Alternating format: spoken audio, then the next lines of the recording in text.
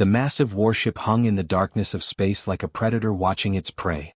Inside the command center, General Croth stood with his forearms crossed behind his back, staring at the blue and green planet on the screen. His scales reflected the dim light as he studied the data scrolling past his eyes. "General, we have completed scanning the mining colony," said Officer Drex from his station. "The humans have very basic weapons. Their bodies are weak. They live only 70 or 80 years. Croth made a clicking sound with his throat, which meant he was pleased. The Vaxian Empire had conquered 47 star systems in the last 2 centuries. This would be the easiest victory yet. "How many human soldiers are defending the colony?" Croth asked. "Only 200, General. We have 2,000 warriors ready. Then we attack now. This will be over before their sun sets." The Vaxian ships moved toward the human mining colony on Titan, a moon orbiting a giant planet. Croth expected the humans to run away or surrender immediately. Instead, something strange happened. "General, the humans are not evacuating. They are preparing to fight." Croth laughed. "Fight? With what?" "Send in our troops." The battle began, and within minutes, Croth stopped laughing. The human miners were not running. They were using their mining equipment as weapons. A man named Doyen took a drilling laser meant for cutting rocks and turned it on Vaxian soldiers. When his drill overheated, he picked up fallen weapons and kept firing. A woman called Hyogen was trapped in a corridor with 5 other humans. They were surrounded by 30 Vaxian warriors. Croth watched through the battle cameras as the humans collapsed part of the ceiling, crushing themselves and the Vaxian soldiers together. Nobody survived. "Sir, our troops report heavy resistance. The humans refused to surrender." "How many casualties do we have?" Croth demanded.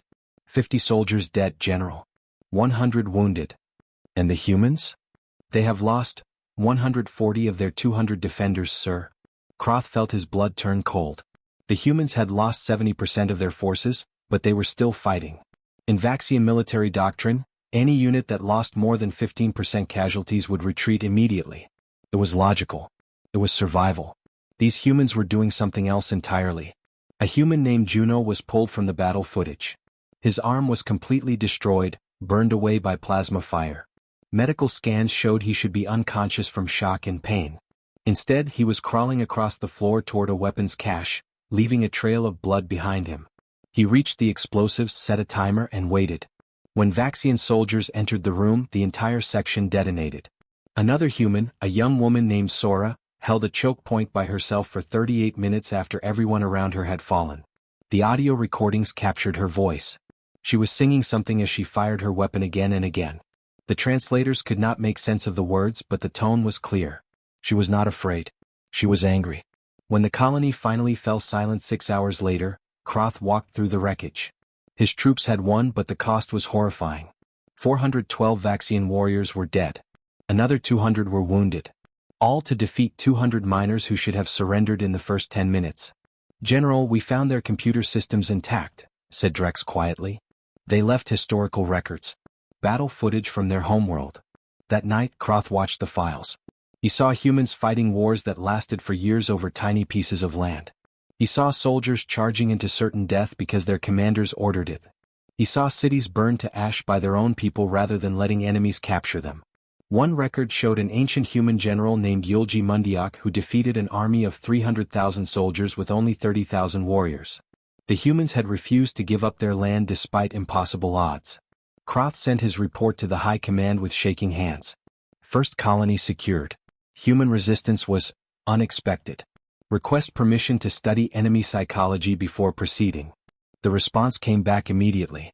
Negative. Proceed with full planetary invasion. Do not delay.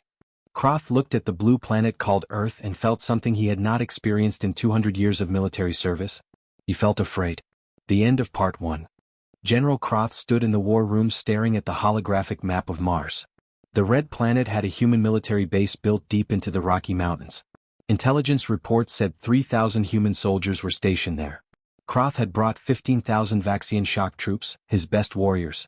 "This time will be different," Croth told himself. "These are not miners. These are trained soldiers. They will fight with logic and strategy." He was wrong. The battle started at dawn. Vaxian dropships landed in perfect formation around the human base. Croth watched from his command ship as his troops advanced through the narrow canyons. Everything was going according to plan. Then the humans opened fire. A sergeant named Miho led a squad of 12 soldiers holding a bridge that connected two sections of the base. Kroth sent 200 warriors to take that bridge. It should have taken 10 minutes. 3 hours later, Miho and his squad were still there. How is this possible? Kroth demanded. What are their casualty numbers? The human squad has lost 9 of 12 soldiers, General. Only 3 remain functional. Then they must surrender now. But they did not surrender. Miho, bleeding from wounds across his chest and legs, kept firing. When his rifle ran empty, he picked up a Vaxian weapon. When that weapon broke, he used explosives. The bridge was still held. Kroth switched his view to another section of the battlefield. A human medic named Yunji was running through open ground toward wounded soldiers. Plasma fire cut through the air around her like deadly rain. She was hit once, twice, 3 times. She fell to the ground. The Vaxian tactical officer smiled. Target neutralized. But Yunji was not neutralized. She started crawling. Her legs did not work anymore, so she pulled herself forward with her arms. She reached a wounded human soldier named Daehoon, injected him with something and dragged him toward cover. She was shot 2 more times during the rescue. She kept moving. Why is she not dead? Kroth whispered. His medical officer checked the scans. General, the humans are injecting themselves with chemical stimulants. These chemicals override their pain receptors and increase their adrenaline production. They are forcing their bodies to continue functioning past normal biological limits. Kroth felt sick. The humans were poisoning themselves to keep fighting. In another corridor, a unit of 50 Vaxian warriors cornered 10 human marines. The humans were out of ammunition. Logic dictated immediate surrender. Instead, the humans fixed blades to their rifles and charged forward screaming. The audio feed captured their voices. They were not screaming in fear. They were singing war songs, encouraging each other, laughing as they rushed toward certain death. 8 of the 10 humans died in that corridor. But they took 23 Vaxian warriors with them using nothing but metal blades and raw fury. Kroth intercepted human communications throughout the battle. He expected fear, panic, requests for evacuation. Instead he heard jokes. A human pilot whose ship was burning said, "Well, this is not how I planned to spend Tuesday." Then he crashed his fighter directly into a Vaxian artillery position. A human soldier named Jaiwan was trapped alone in a room surrounded by enemies. She had 1 grenade left. The Vaxians heard her voice over the speaker system singing a children's song from Earth. Then the grenade detonated. She took herself and 6 Vaxian soldiers into death together. The battle lasted 14 hours. When it finally ended, Kroth had won. The human base was captured. But his 15,000 warriors had been reduced to 9,000. The humans had fought until only 200 soldiers remained alive. That night, Kroth accessed the human database again. He searched for an explanation. He found something called the Medal of Honor, an award humans gave to soldiers who sacrificed themselves to save others. There were thousands of these medals throughout human history. Kroth read the citation for one medal. A human soldier had thrown himself on an explosive to protect his companions. He died instantly. His people called him a hero. The Vaxians had no word for hero. They had no medals for sacrifice. In Vaxian culture, dying unnecessarily was considered shameful and stupid. Kroth realized the terrible truth. Humans did not fight to win. They fought to protect each other. They would rather die together than live as slaves. He composed another report to High Command. Mars base secured. Casualties unacceptable. Humans possess psychological advantage we cannot counter. They do not fear death. Recommend immediate withdrawal from this system. High Command's response was cold and immediate. Recommendation denied. Proceed to Earth. Failure is not acceptable. The Vaxian Empire has never retreated in 500 years. We will not start now. Kroth looked at his remaining warriors. Many had fear in their eyes now. They had heard stories from the survivors. Stories of humans who kept fighting with broken bodies. Stories of humans who smiled as they died. The fleet began moving toward Earth, and Kroth knew this would not end well. The end of Part 2. General Kroth could not sleep anymore. Every time he closed his eyes, he saw human soldiers fighting with broken bodies. He saw them laughing as they died. He did not understand. For 3 days, Kroth locked himself in his private quarters studying human history files. He had to understand what made these creatures so different. What he found terrified him more than any weapon. The humans had a concept they called courage. It was not logical. It was not about survival. Courage meant doing something dangerous to help others, even when it meant certain death. Croth read about a human firefighter named Seekjin who ran into a burning building to save children. The building collapsed on him. He died. But the humans called him a hero. They built statues of him. Children learned his name in schools. This made no sense to Croth. In Vaxian society, Seekjin would be called foolish. He threw away his life. He could have had offspring, contributed to society for many more years. Instead he died for children that were not even his own. But humans celebrated this. They gave medals for it. They told stories about it. They taught their young that dying for others was the greatest honor. Croth discovered something even more disturbing. Humans had been fighting wars against each other for thousands of years. They knew war better than any species in the galaxy. Their entire evolution was built on conflict. He found records of ancient human battles. At a place called Thermopylae, 300 soldiers held a mountain pass against hundreds of thousands of enemies. They knew they would die. They went anyway. Every single one of them died fighting, and humans remembered their names 3,000 years later. At a fortress called the Alamo, fewer than 200 defenders fought against thousands. They refused to surrender even when escape was possible. They all died. Humans made movies about them. In a city called Stalingrad, humans fought for months in frozen ruins. They ate rats to survive. They used frozen corpses as building materials. Neither side would retreat. Over 1 million soldiers died fighting for one city. Croth felt his mind struggling to process this information. What kind of species glorified hopeless battles? What kind of creatures celebrated defeats where everyone died? He called for his intelligence officer. Bring me the human prisoner. The one we captured on Mars. They brought in a human soldier named Taejun. He had lost his right eye in the battle. His arm was badly burned. But he walked into the room without fear and sat down calmly. Why do you fight like this? Croth asked directly. Why do your people refuse to surrender even when death is certain? Taejun smiled with his remaining eye. Because if we don't fight, our families will have to. Our children will grow up as slaves. We fight so they don't have to. But you will die. You threw away your future. No, Taejun said quietly. I gave my future to my daughter. She is 6 years old. Because I fought on Mars, maybe she will never have to fight. That is not throwing away my future. That is the best use of my life. Croth stared at the human. You are satisfied with this? Dying so others can live. Satisfied. Taejun laughed. General, I am proud. On Mars I stood with my brothers and sisters. We held that bridge for 3 hours against impossible odds. We saved 2,000 civilians who evacuated through the South Passage while we fought. That is what humans do. We stand together. We protect the weak. We never abandon each other. This is madness, Croth whispered. Maybe, Taejun agreed. But it is our madness. And you should be afraid of it. Croth sent the human back to the holding cells. Then he composed his most urgent report yet. High Command, this is General Croth. I have studied human military history and psychology extensively. They are not like any species we have encountered. They do not fight for territory or resources. They fight for abstract concepts like honor, duty, and love.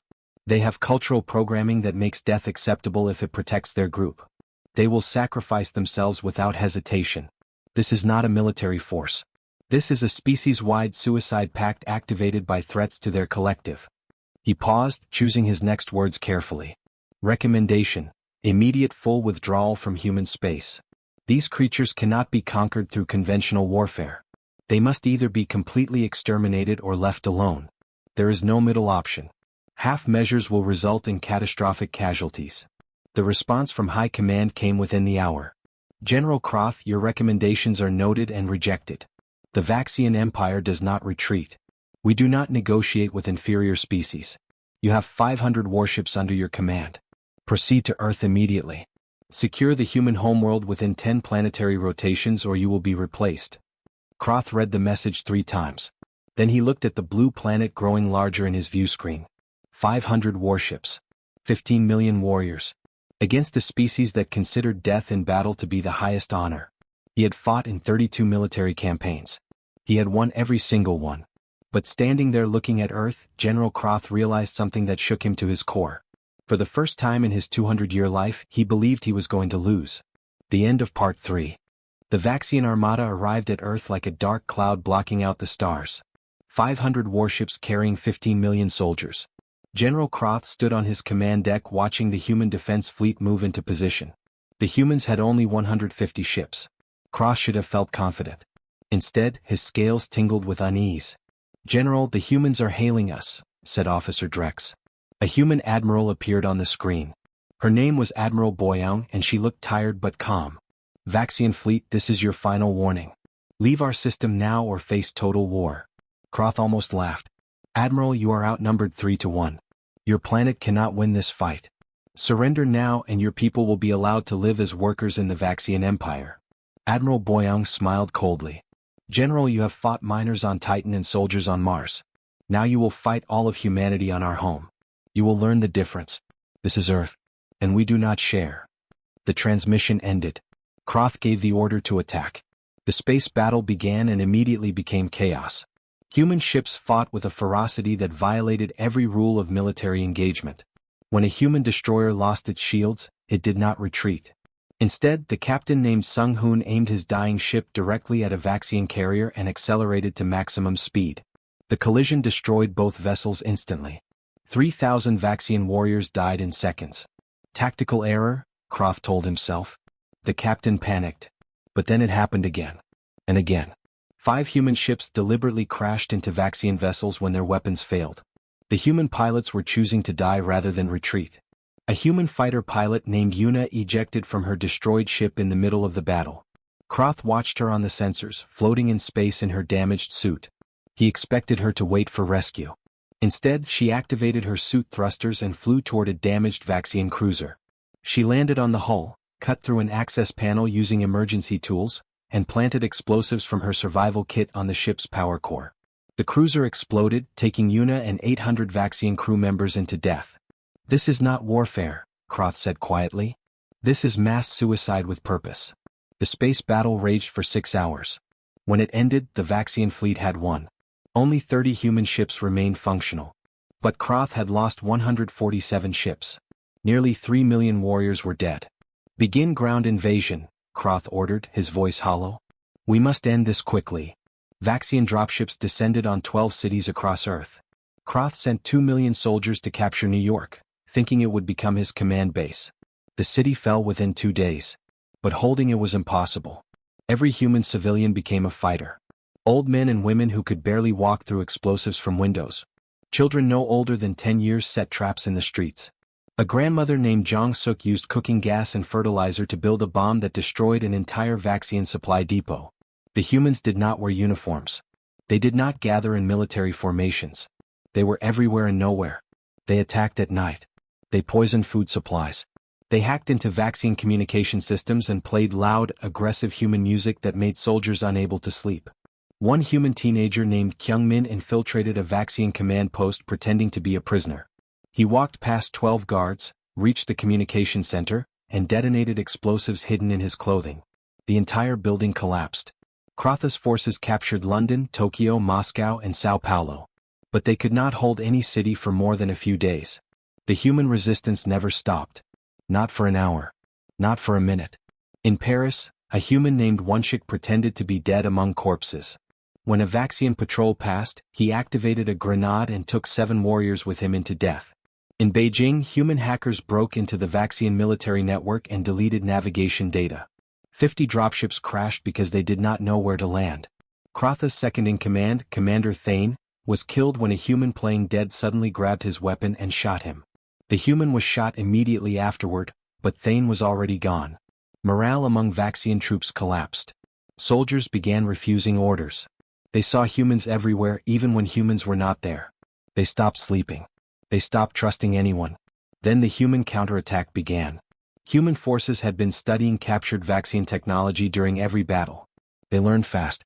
Within 3 weeks, human ships appeared with Vaxian shield technology. Human soldiers carried weapons that fired Vaxian plasma rounds. A human general named Hajun led an assault that recaptured New York in 8 hours.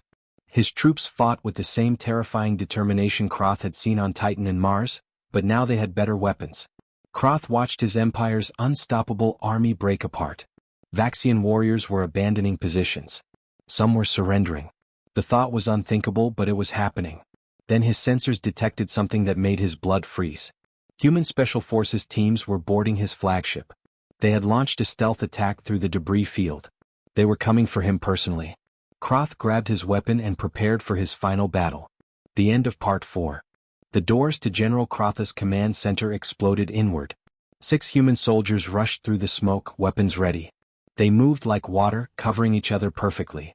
Croth raised his plasma rifle, but a human shot it from his hands before he could fire. Within seconds, Croth was on his knees, surrounded. He waited for the killing shot. It never came. The human commander stepped forward and removed his helmet. He was a man named J1, with scars across his face and tired eyes that had seen too much death. He looked at Croth for a long moment. "General Croth," J1 said calmly, "we are not here to kill you. We are here to offer terms. Leave our space. Never return. Take your remaining ships and go home." Croth stared at him in confusion. "You would let me live? After everything?" "We do not enjoy killing," J1 replied. "We do it when we must. Right now we must make you understand. You cannot win this war. Not today. Not ever." Croth slowly stood up. His pride was wounded, but his curiosity was stronger. "I do not understand you people. Why do you fight like this? Why throw away your lives so easily? Your species could have survived as workers in our empire. You would have lived. Instead you chose death." J1 walked to the viewing window and pointed at Earth below. The planet was scarred with fires and destruction, but it was still beautiful. Still alive. "General, do you have offspring?" J1 asked quietly. "Yes. 2 sons." "If someone threatened to enslave your sons, what would you do?" "I would fight to protect them," Croth answered immediately. "Of course I would. Even if you knew you would die fighting?" Croth paused. "Yes. Even then." J1 turned to face him. "Then you already understand us. Every human you fought was fighting for their children. For their parents. For their brothers and sisters and friends. We do not fight for ourselves, General. We fight for each other." The words hit Croth like a physical blow. He had been analyzing human tactics, human weapons, human biology. But he had missed the simple truth. Humans were not individuals fighting for individual survival. They were a collective fighting for collective survival. When you attacked one human, you attacked all humans. When you threatened their home, every single one of them became a soldier. "Look at your own history, General," J1 continued. "How many species did the Vaxian Empire conquer?" 47 systems, Croth said, his voice weak. "And how did you conquer them?" "We calculated their military strength. We brought superior force. We destroyed their leaders. The populations surrendered when they saw resistance was futile." "Exactly," J1 nodded. "You conquered species that valued individual survival over group survival. When their leaders died, they had no reason to keep fighting. But humans are different. Kill our leaders and 1,000 more step forward. Destroy our cities and we fight from the ruins. Take everything from us and we still have each other." J1 pulled out a small photograph from his uniform pocket. It showed a young girl, perhaps 7 years old, smiling at the camera. "This is my daughter, Nari. She is on Earth right now, hiding in a shelter. If you want to conquer Earth, you will have to kill her. And her mother. And her grandparents. And every single person in her city. Then you will have to do the same in the next city. And the next. You will have to kill 8 billion humans, General. Every single one." Croth felt something break inside him. He looked at the photograph of the smiling child and realized the horrible truth. The Vaxians could never conquer Earth. Not because humans were stronger or had better weapons. But because humans would rather die together than live as slaves. "We would fight to the last person," J1 said softly. "Every man, woman, and child. We would turn our entire planet into a graveyard before we surrendered. Can you say the same about your people?" Croth could not answer. He knew his own people would surrender if casualties became too high. It was logical. It was smart. But it also meant they could never defeat an enemy that refused to value logic over loyalty. Croth activated his communicator with shaking hands. "High Command, this is General Croth. I am ordering immediate withdrawal of all Vaxian forces from human space." "Explain yourself, General." The voice was angry and confused. Croth looked at J1 and the photograph of the smiling child. He thought about the miners on Titan who fought until none remained. He thought about the medic who crawled through fire to save others. He thought about the grandmother who built bombs to protect her city. "We cannot win this war," Croth said clearly. "Not because they are stronger. But because they are willing to lose everything to protect each other. They are not soldiers, High Command. They are not warriors. They are something we have no word for in our language. They are human. And that makes them unconquerable." There was a long silence. Then, reluctantly, High Command agreed. "Withdrawal authorized. Return to base." We will discuss your failure. Croth looked at J1. My career is over. My people will call me a coward. J1 shook his head. You are not a coward, General. You are smart enough to recognize truth when you see it. Maybe someday your people and my people can meet again. Not as enemies, but as equals who respect each other. Croth left Earth that day with only half his fleet remaining. 300 ships destroyed. 8 million warriors dead. The greatest military defeat in Vaxian history. Years later, Croth wrote a book that became required reading in the Vaxian Military Academy. It was called The Human Paradox, Understanding the Unconquerable Species. In the final chapter he wrote, humans are physically weak. They live short lives. Their technology is primitive.